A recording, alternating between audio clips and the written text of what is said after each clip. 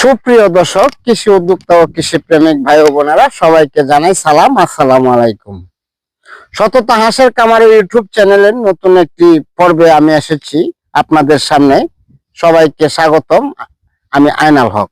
তা আপনাদের সামনে যে আমি হাজির হয়েছি, আমি আপনাদেরকে যে বিষয়টা আপনার এখন উপস্থাপন করব সেই বিষয়টা হলো, আমি তো আপনাদের পাশে অনেক সময় আমাকে দেখেন, আপনাদেরকে স্বাগতম। আমি আমার অন্তরের অন্তঃস্থল থেকে আপনাদেরকে আমি স্বাগতম জানাই এবং ধন্যবাদ জানাই, সাধুবাদ জানাই।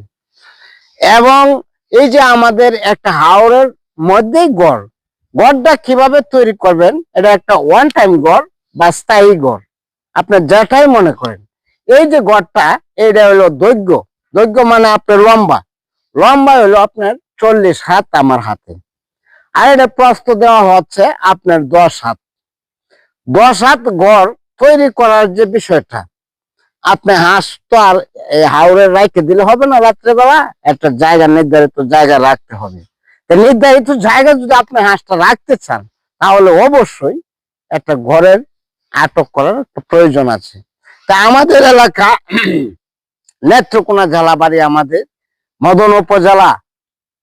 এবং আমি এই তুষ পদ্ধতির বাচ্চা দিয়ে আমি শুরু করছিলাম। আমি মনে করি আমার আগে কোনো কারিগর নাই ময়মনসিংহ বিভাগ। কেন আমার আমার আগে বর্তমানে কোনো কারিগর নাই? কেন আমার ভাই ছিল বড় কারিগর। আমার ভাই পরলোক গমন করেছেন। এখন আমি আছি আপনাদের দোয়ায়। আল্লাহ রাব্বুল আলামিন আমাদেরকে রাখছে, আপনাদের পাশে আছে, আপনাদের দোয়া আছে, আশীর্বাদ আছে। তাই আমি আপনাদেরকে যে বিষয়টা আমি তুলে ধরছি, সেই বিষয়টা হলো যে দেখেন, এই যে গড়টা কিভাবে সাধারণ ব্যবস্থাপনা গড়টা আমি করছি। এই যে গড়টা একটা করে চটি দিছি, আর এই দিগালে দিছি এই দুই ছাড়ায় আপনার একটা সুতা দিয়ে একটা টানায়া আমি সুদা তিরপালটা, এই যে বর্তমানে যে কম্বলটা দেখছেন বিক্রি হচ্ছে বাংলাদেশে, সব জায়গায় আছে, অনেক জায়গায় আছে। এই যে কম্বল, এই কম্বলটা সাদা কম্বল, এই কম্বলটা দিয়া, আর এই যে একটা নেট দিয়ে দিলাম আপনার। এই যে আপনাদের সামনে যে বিষয়টা দেখাচ্ছি, এই যে দেখেন, এই যে এ হাত, 2 হাত, এই যে 3 হাত।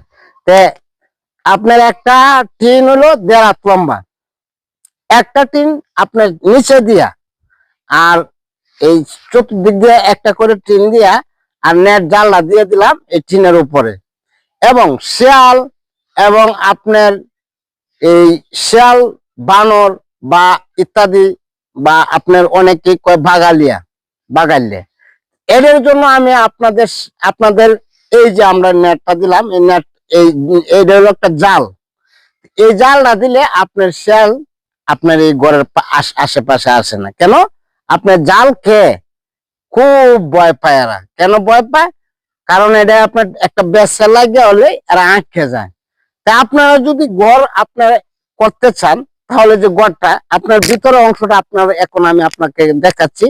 বাস্তব একটা বিষয় দেখেন, এই যে ঘরের ভিতরটা কিভাবে আমার করা, বাস্তবে দেখেন। এটা একটা মানে কোনো বিষয়টা দেখেন খালি ঘরটার। এই যে দেখেন একটা করে চটি, এই যে 3 হাত দূরা সোজা একটা করে চটি, আর একটা নর্মাল ভাঁজ দিয়ে আপনার ঘরটা তৈরি করলাম। এই ঘরটা ওয়ান টাইম একটা ঘর। এখন আমরা এই হাঁসটা মনে করুন এই হাঁস কালার আয়া গেছে গা, এই হাঁস আমরা বিক্রি করে দিব। তাহলে আমাদের এই যে গড়টা করলাম, একটা সুতা, একটা দড়ি টানায় দিলাম দিগালে, আর একটা করে সডি, আর উপরে শুধু সুদা কম্বলটা। আর গড়টা যে তৈরি করলাম, এই যে টিনটা দেখতেছেন, একটা টিন হলো আপনার 32 ইঞ্চি প্রস্থ, প্রায় 1.5 হাত প্রস্থ, আর এই 4 বুক দিয়ে একটা করে টিন দিয়ে দিলাম। আর এই গড়ের মধ্যে আর কোনো অসুবিধা নেই। ডেলিভারির যে নিয়মটা, এটাও আমার কাছে আছে। আপনাকে ডেলিভারি নিয়মটা আমি আপনাদেরকে যে বিষয়টা বোঝাইতেছি, আমার এই যে পাশে দেখেন কাঁচা গাড়ি আছে। এই গাড়ির মধ্যে আপনার এই একটা গাড়ির মধ্যে 42 কুপের গাড়ি, আপনার 1200 হাঁস পর্যন্ত যায়। আপনার 400 কেউ নেয়, 500, কেউ নেয় 600, কেউ নেয় 800। তো একটা কূপের মধ্যে আপনার 25টা করে আমরা মাল দিই। 42 কূপের গাড়িতে মেলা কয়টা মাল আনে। তা আপনারা যদি মনে করেন যে গাড়ির যে বিষয়টা, কাঁচা গাড়ি, এই এই গাড়িটি দিয়ে আমরা হাঁসটা ডেলিভারি করি। তা আমি ভিডিওটা আর লম্বা করতে চাই না, আপনাদেরকে শুধু দেখাইতে চাইতেছি যে গড়টা যে করা, কি রকম ভাবে গড়টা করা, গড়টা একটু দেখেন। গড়টা একটু আমি ক্যামেরাম্যানকে রিকোয়েস্ট করব, গড়টা বিষয়টা একটু উপরে নিচে একটু এই সর্বসাধারণ মানুষকে আপনারা গড়টা একটু দেখায় দেন, এই গড়টা কিভাবে করব, আর হাঁস কিভাবে পালবো, কিভাবে ডেলিভারি করতে হবে, কিভাবে নিতে হবে, এই বিষয়টা আপনাদেরকে আমি জানাচ্ছি।